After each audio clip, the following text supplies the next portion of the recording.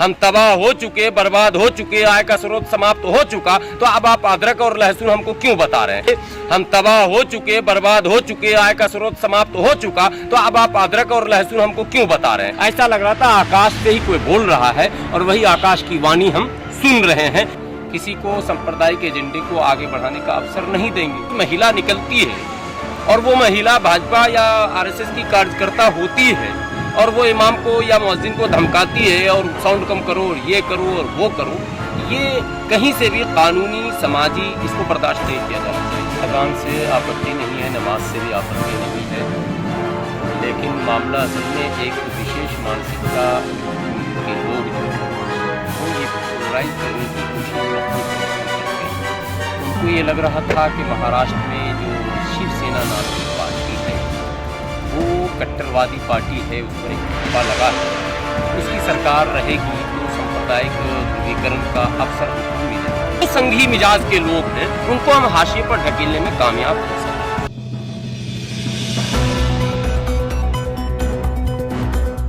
पल-पल news से मैं हूं आपके साथ नदीम अकरम। अक्सर हमने देखा है बीते 7 सालों से धार्मिक उन्माद फैलाने की कोशिश की जा रही है। जहां कभी नमाज पर आपत्ति होती है तो कभी अजान को लेकर के बवाल मचाने की कोशिश की जा रही है। लॉकडाउन के दौरान में भी हमने देखा था दिल्ली में अजान को लेकर के विवाद छिड़ा, फिर गाजियाबाद से तस्वीरें सामने आती हैं तो अब जाकर के महाराष्ट्र के पीएमसी मानखुर्द से नूर मस्जिद में कल जिस तरीके का ड्रामा देखने को मिला, इसी पर हमसे बात करने के लिए हाफिज गुलाम सरवर साहब मौजूद हैं और मैं उनसे जानना चाहूँगा कि अजान से इतनी आपत्ति हो गई है कि वो लोग मस्जिद में घुस करके अजान रोकने की कोशिश कर रहे हैं। देखिए, अजान से आपत्ति नहीं है, नमाज से भी आपत्ति नहीं है, लेकिन मामला असल में एक विशेष मानसिकता के लोग जो हैं वो ये पोलराइज करने की कोशिश वक्तन फ़वक्तन करते हैं। उनको ये लग रहा था कि महाराष्ट्र में जो शिवसेना नाम की पार्टी है वो कट्टरवादी पार्टी है, उस पर एक ठप्पा लगा है, उसकी सरकार रहेगी तो सांप्रदायिक ध्रुवीकरण का अवसर हमको मिलेगा। लेकिन मैं धन्यवाद देता हूं उद्धव सरकार को। उद्धव ठाकरे ने निरंतर अपने तमाम कार्यशैलियों से और अपने शब्दों से ऐसी सोच के लोगों को विराम लगा दिया कि नहीं, सरकार में हम जो सरकार का कर्तव्य है वो हम करेंगे, किसी को सांप्रदायिक एजेंडे को आगे बढ़ाने का अवसर नहीं देंगे। अब ये तिलमिलाए हुए थे। आपको याद होगा जब कोरोना का मामला हुआ और उसको जमात से जोड़ा गया तो महाराष्ट्र में भी बड़ी कोशिश हुई थी कि जमातियों को परेशान किया जाए, घेरा जाए, लेकिन महाराष्ट्र सरकार ने इसकी अनुमति नहीं दी। जो लीगली प्रोसीजर था, जो मेडिकल गाइडलाइन था, उस पर अमल किया गया, उसमें जो लोग उस तरह के पाए गए उस पर कार्रवाई, लेकिन उसको सांप्रदायिकरण या धार्मिकरण करने की अनुमति नहीं दी गई। अब ये जो वाक़या आप मानखुर्द का बता रहे हैं, ये बड़ा दिलचस्प वाक़या और अजीब वाक़या। एक बात ये होती है कि कोई बीमार है, हमारा मज़हब इस बात की इजाज़त नहीं देता कतई कि कोई पड़ोस में बीमार है या परेशानी है या साउंड प्रॉब्लम है, आवाज़ सुन के कुछ कैफियत उसकी बदलने लगती हो, तो उसके घर वाले रिक्वेस्ट कर सकते हैं और वाजिब रिक्वेस्ट है वो कमेटी के लोगों से कर सकते हैं और कमेटी के लोगों को चाहिए कि पड़ोस के इस रिक्वेस्ट पर अमल भी किया जाना चाहिए।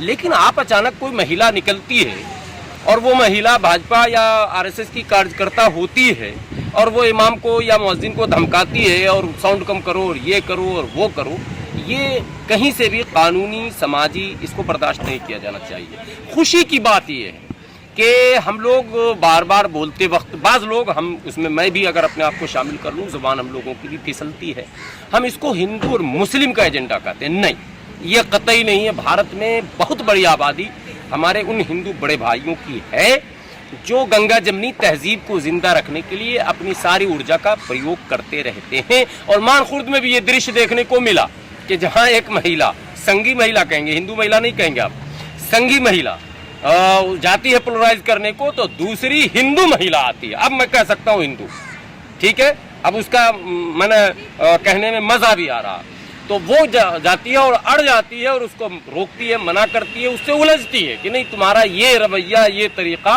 कहीं से भी उचित नहीं है और तुम जो ये करना चाह रहे हो वो हम इसका विरोध करते हैं। ये एक खुश आइंद बात है, अच्छे भविष्य की माने झलक है कि देश में अच्छी सोच के लोगों की भी बड़ी तादाद है।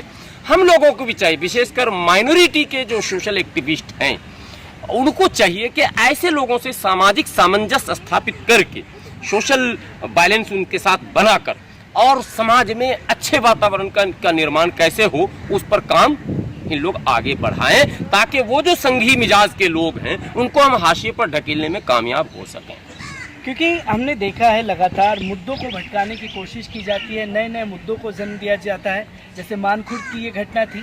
पर बात की जाएगी प्रधानमंत्री नरेंद्र मोदी जी की जो आज मन की बात थी, मन की बात में जिस तरीके की उन्होंने बातें कही, क्या उससे संतुष्ट होंगे देशवासी? 35 मिनट का संबोधन था मन की बात में, और पहली बार मैं कह सकता हूँ कि पहली बार मैंने पूरे उनके मन की बात को सुना। बहुत दिन से उत्सुकता थी, जिज्ञासा थी, एक मन में ये था कि प्रधानमंत्री जी के मन की बात मैं सुन नहीं पा रहा हूँ।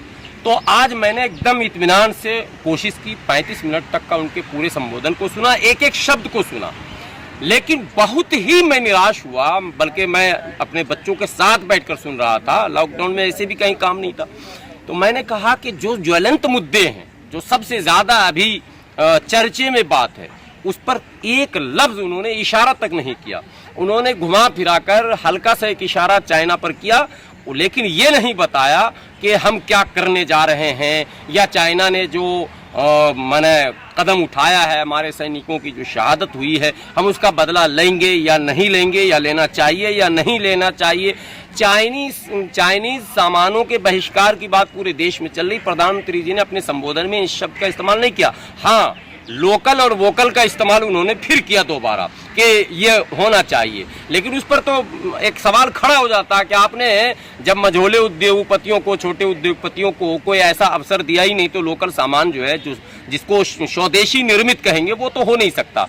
दूसरी जो अहम बात थी, कोरोना महामारी है, उस पर भी बचते हुए प्रधानमंत्री जी निकले, और आखिरी में उन्होंने अदरक और काली मिर्च और ये सब का मैंने कुछ फार्मूला सुना दिया, बाबा रामदेव की तरह समझ लीजिए।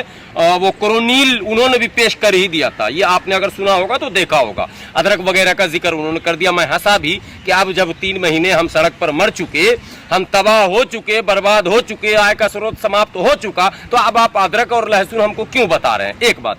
सबसे बड़ा इशू है कि डीजल की कीमत भारत के इतिहास में पहली बार पेट्रोल से ज्यादा हो गया। ये एक अजीब सी बात है, जिस पर पूरा कृषि आधारित है, क्योंकि कृषि में जितने भी यंत्र हैं वो सब डीजल से संचालित होते हैं। ट्रैक्टर हो, जुताई हो, पटाई हो, बुनाई हो, सारा मामला, और ढुलाई हो। जो किसान जो उत्पादन करेगा, वो बाजार तक जो ले जाएगा, वो तो उसी डीजल वाली गाड़ी से जाएगा। तो इसका मतलब है कि कृषि उत्पादन, अनाज उत्पादन, सब्जी उत्पादन की लागत बढ़ेगी और उसकी ढुलाई बढ़ेगी। तो लेकिन समर्थन मूल्य के बारे में तो आपने कुछ कहा नहीं, और एक शब्द ये नहीं कहा कि क्या कारण है, क्या वजह है, क्या मजबूरी है कि निरंतर लगातार पेट्रोल और डीजल के रेट बढ़ते चले जा रहे हैं, जबकि अंतर्राष्ट्रीय बाजार में इसकी कीमतें कम होती चली जा रही हैं, पड़ोसी देशों में कम कीमतों पर बेचा जा रहा है। तो भारत की क्या मजबूरी है? देश ये जानना चाहता है कि आखिर सरकार ये कदम क्यों उठा रही है। इस पर प्रधानमंत्री जी ने मन की बात में इशारा तक नहीं किया, इसको टच ही नहीं किया इस सब्जेक्ट को। और वही पुरानी कहानी, लॉकडाउन में लूडो कैसे खेलते हैं, आपने अगर देखा होगा, मैं पूरा देख के आया हूँ, लॉकडाउन में ये खेल होना चाहिए, वो खेल होना, वगैरह वगैरह, वो सारी दास्तान वही घिसी पिटी पुरानी चलती रही। मैंने कहा ये कहानी सुनने का वक्त आज के दौर में बहुत कम लोगों के पास है। आकाशवाणी से वो मन की बात थी, ऐसा लग रहा था आकाश से ही कोई बोल रहा है, और वही आकाश की वाणी हम सुन रहे हैं, धरती की वाणी उसमें कुछ दिखी नहीं। ये निराशाजनक बात है। तो हाफिज गुलाम सरवर साहब हमारे साथ मौजूद थे, जहां साफ तौर पर ये बताया गया कि ये सरकार जो है मुद्दों को डाइवर्ट करने के लिए नए नए मुद्दों को जन्म देती है, पर आकाशवाणी में बैठ करके मन की बात की गई तो ये साफ तौर पर दर्शाया जा रहा था कि आकाश से कोई व्यक्ति बोल रहा है, उसमें धरती की कोई बात नहीं थी।